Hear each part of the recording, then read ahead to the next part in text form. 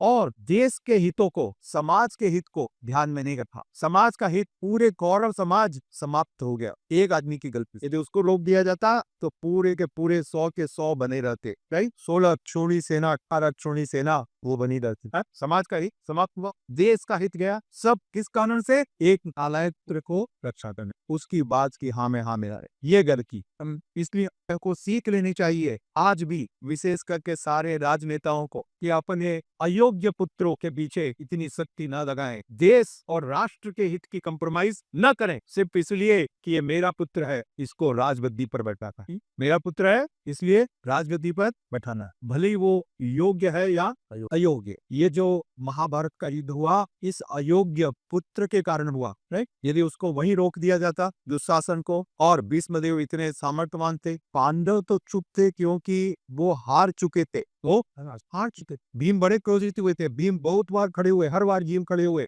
परंतु युधिष्ठिर महाराज की दृष्टि को देख करके उनको वैसा का वैसा बैठ जाना पड़ा। बड़े भाई का अनुमति नहीं था, इसलिए उस दिन भीष्मदेव ने, भीम जी ने ये प्रण दिया, ये पूरे के पूरे 100 का हत्या करके उनके हृदय से खून को पीऊंगा।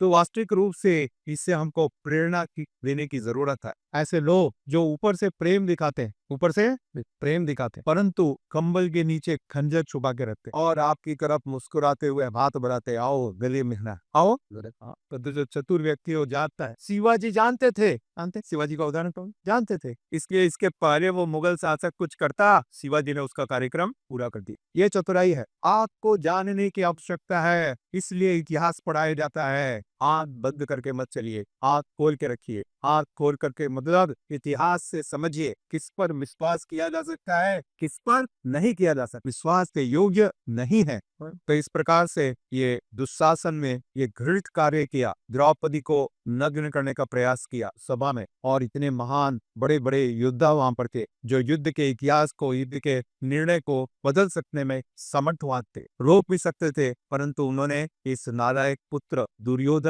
के स्नेह के कारण, उसके प्रति वात्सल के कारण, प्रेम के कारण इस कार्य को नहीं रोका। और जो माता पिता अपने नालायक पुत्रों को, अपने अयोग्य पुत्रों को इस प्रकार से गलत कार्यों में नहीं रोकते, उन सबको आज इस बात से प्रेरणा लेनी चाहिए, सीख लेनी चाहिए कि वो ऐसा न करें। यह उनके पुत्र के लिए और ज्यादा हानिकारक होगा, लाभदायक नहीं होगा। यदि भीष्मदेव इस कार्य को रोक देते तो पूरे के पूरे 100 कौरव वैसे ही बने रहते, उनका राज्य भी बना रहता, ठीक है, कुल और वंश भी बना रहता। ये सब क्यों हुआ? क्योंकि उन्होंने देखते हुए भी नहीं देखा। तो ऐसी गलती ना करें, अपने बच्चों को इसी शास्त्र